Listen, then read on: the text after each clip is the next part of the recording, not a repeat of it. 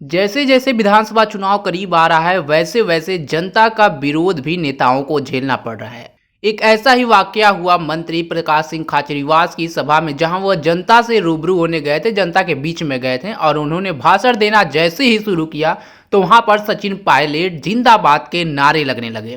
तो क्या हुआ आगे आप इस पूरा वीडियो में देखें। कांग्रेस परिवार के सभी हमारे साथी, हमारे राजस्थान सरकार की मंत्री ममता भूपेश जी, राजस्थान की कांग्रेस सरकार के मंत्री मुरारी लाल जी मीणा साहब, हमारे कांग्रेस के लोकप्रिय विधायक आदरणीय जी.आर. खटाना साहब, हमारे यहाँ के अध्यक्ष आदरणीय और साहब, आदरणीय कमल जी, नाम बताता जाओ, तो नाम बोल दें आप। सभी पहले प्रधान, उनका तो नाम प्रधान नाम बता जाओ।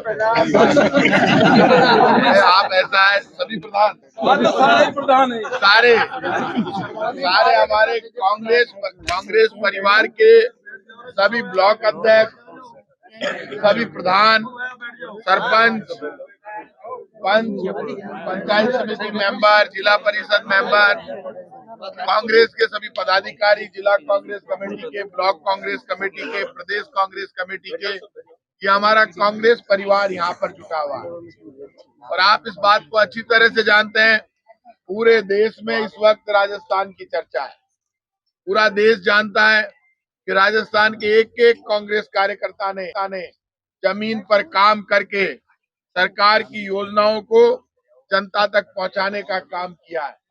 आज पूरा देश राजस्थान कांग्रेस की तरफ देख रहा है। आपकी यूनिटी के दम पर ही ये चुनाव जीता जा सकता है। आप खुद इस बात को जानते हैं, बिना कार्यकर्ता के कोई पार्टी, कोई नेता सफल नहीं होता। कार्यकर्ता के दम पर ही पार्टियां चलती है, कार्यकर्ता के दम पर ही सरकारें बनती है। अब चुनाव जब लास्ट जनवरी में होगा तो आप जानते हैं 1 जनवरी में या लास्ट नवंबर में चुनाव होगा। और चुनाव को लेकर इस वक्त पूरी कांग्रेस पार्टी तैयारी कर रही है। इलेक्शन कमेटी का मेंबर होने के नाते मुझे और धीरज गुर्जर जी को यहाँ की जिम्मेदारी दी गई कि हम सब आपके बीच में आए और आकर हम आपके मन की भावना समझें। आप जानते हैं, जो आदमी जनता के बीच में रहता है, कार्यकर्ता का सम्मान करता है, कार्यकर्ता का फोन उठाता है, फोन उठाकर उसकी समस्या का समाधान करता है, कोई अधिकारी कार्यकर्ता की मोटरसाइकिल रोक ले, परेशान करे तो धमकाकर उसकी मोटरसाइकिल छुड़वाता है उन्हें।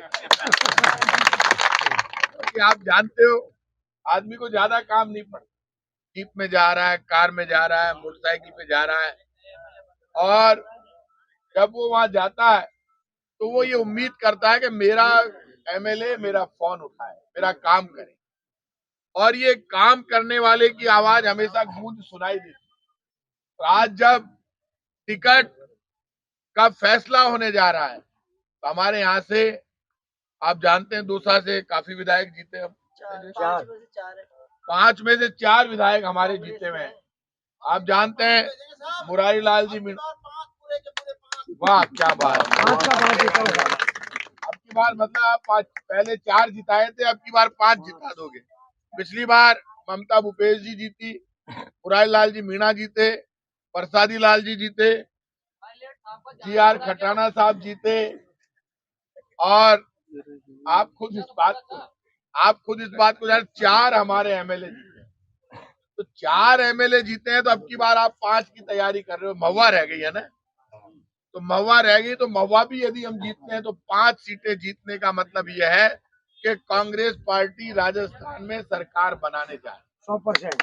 और मैं एक बात आपको गारंटी से कह सकता हूं कि दौसा कांग्रेस को हमेशा सम्मान देता आया है। दौसा सिटी भी हम जीते और बाकी सब भी जीते। इसलिए आप सबसे मैं कहूंगा कि आप सब लोग, जितने भी यहाँ कांग्रेस के कार्यकर्ता, कांग्रेस परिवार के लोग बैठे हैं, आप एक ही संकल्प ले लेना कि जो पंजे का निशान लेकर आए उसको आपको जिताना है। आपका एक ही संकल्प है। क्योंकि आपके यहाँ पे कोई ज्यादा लोगों ने, अभी तो मैं मिलूंगा, मेरे पास आके बाकी तो आपाधापी रहती है, दौसा में ज्यादा आपाधापी नहीं। दौसा में मेरे पास कोई ज्यादा आके लोगों ने तंग नहीं किया और हम लोग किसी ने ज्यादा टिकट विकट मांगे भी नहीं। आज अब पता चलेगा कितने लोग मांगते हैं। आप लोग जो अलग अलग मेरे से मिल लेंगे, कोई भी डेलीगेशन आया है, एक बार में जब एक डेलीगेशन मिले उस दौरान दूसरा अंदर नहीं रहे, वो जो खुल के बोल ले तो दूसरे की तकलीफ नहीं हो। होता क्या है, कई बार एक डेलीगेशन खड़ा है, इतने में दूसरा बोलता था अभी ये क्या है, ये क्या बेचता है। तो भाई हम तो सबका सम्मान करते हैं। चुनाव में एक बात सुन लेना, चुनाव में खेत की, खलिहान की, ठेले वाले की, रिक्शे वाले की, सबकी बराबर भूमिका है। गरीब, अमीर, नौजवान, बुजुर्ग, माँ, बहन, बेटी, सबका वोट लगता है और हर वोट की कीमत बराबर है। वोट कभी ऐसे नहीं होता कि अमीर का या गरीब का वोट सबका बराबर लगता है, एक ही वोट लगता है एक आदमी, और उसी वोट की कीमत है। आप सबकी भी जिम्मेदारी है। आज जब यहाँ पे टिकटों की बात हो जाएगी, आपकी, मैं इतना कह सकता हूँ, आपकी बात को मैं ईमानदारी से, आप मेरा नेचर जानते हैं, ईमानदारी से वहां पहुंचाना, और जो भी व्यक्ति टिकट मांगना चाहे, मैं आपको भरोसा देता हूं, यदि किसी ने ब्लॉक में आपका आवेदन नहीं लिया है, किसी ने जिला अध्यक्ष ने आपका आवेदन हालांकि ले लिया होगा, नहीं लिया है, तो आप मुझे डायरेक्ट आवेदन दे दो, मैं आपका आवेदन लूंगा, आपको कोई चिंता करने की जरूरत नहीं। कांग्रेस पार्टी से टिकट मांगने का सबको हक है और टिकट का फैसला आप जानते हैं कि टिकट का फैसला कांग्रेस पार्टी की इलेक्शन कमेटी करती है और उसके बाद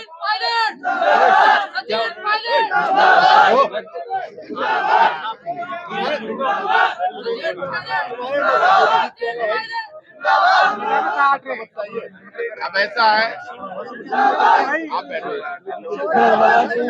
अब ऐसा है, आप सब लोग, अरे बैठ जाइए भाई साहब, मैंने जिंदगी भर यही काम किया, आप बैठ जाओ, आप चिंतित मत हो किसी को। और आप अध्यक्ष जी, ओ अध्यक्ष जी, जवानी तो नारे लगाती, आ जाओ आप कुछ। अब ऐसा है, आप चिंता करने की जरूरत नहीं है, कोई जवान नारे लगा रहा है, लगा लिए, कोई बात नहीं।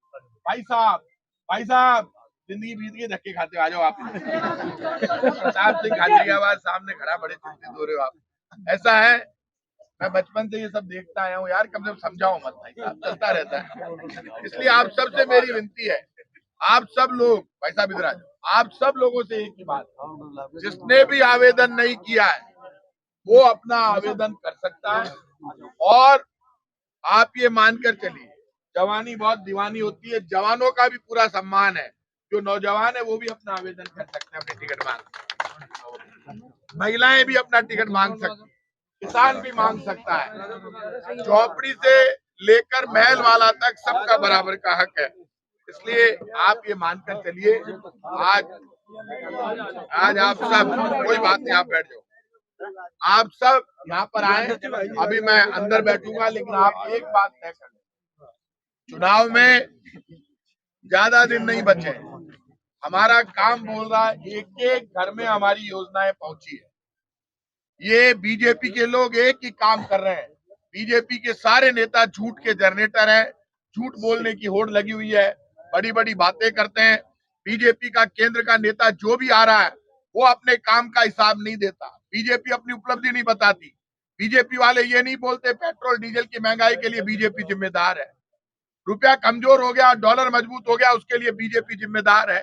तो केंद्र के बीजेपी के नेता आ रहे हैं, बड़े बड़े नेता आ रहे हैं, तो बीजेपी के नेताओं इतना तो बता दो, आपने 9 वर्षों में क्या किया, वो वादे क्या हुए।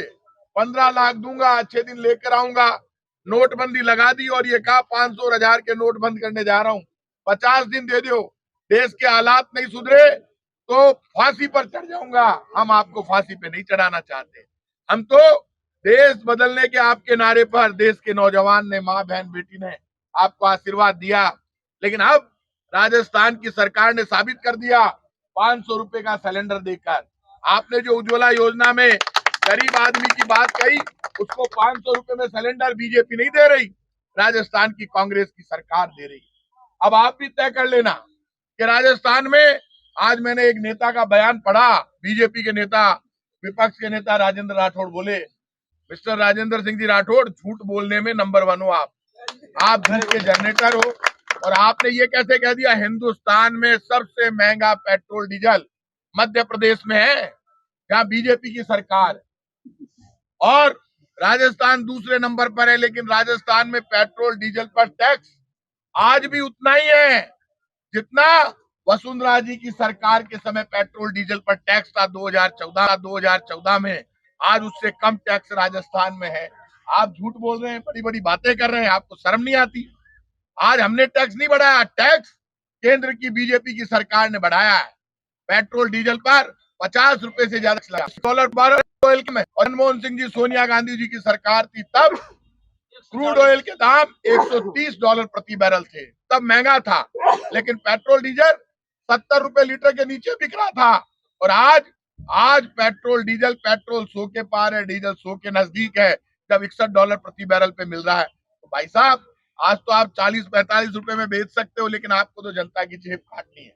और सुन लेना, इन बीजेपी के लोगों ने जो भ्रष्टाचार किया है, जिन बीजेपी के लोगों ने मुंह से खाया है, उनसे नाक से निकलवाना चाहते हो तो राजस्थान के लोगों, हाथ के निशान का बटन दबाना और कांग्रेस को जिताना हमारा काम है। हम यदि कांग्रेस को जिताएंगे तो ब्याज सहित बदला इनसे ले सकते हैं।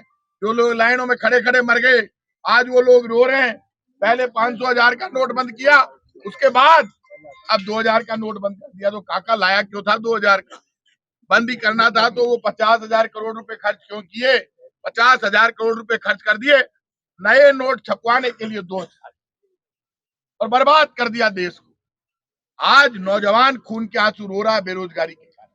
महंगाई से लोगों की कमर टूट गई है, हर चीज महंगी हो गई। आटे और पराठे पर टैक्स लगा दिया इस सरकार ने। पहली बार हुआ जब रोटी पर टैक्स लगाया हो।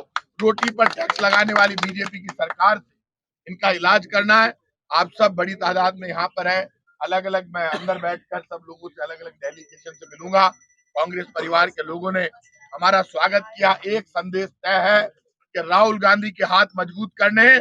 जो राहुल गांधी, जो खड़गे साहब लोकसभा में मुकाबला कर रहे हैं, वो हिंदुस्तान के जनता के मान और सम्मान की लड़ाई लड़ रहे हैं। और राहुल गांधी साफ कह रहा है, महंगाई, गरीबी, बेरोजगारी दूर करने के लिए हम सबको राहुल गांधी के हाथ मजबूत करने के लिए कांग्रेस पार्टी को जिताना है।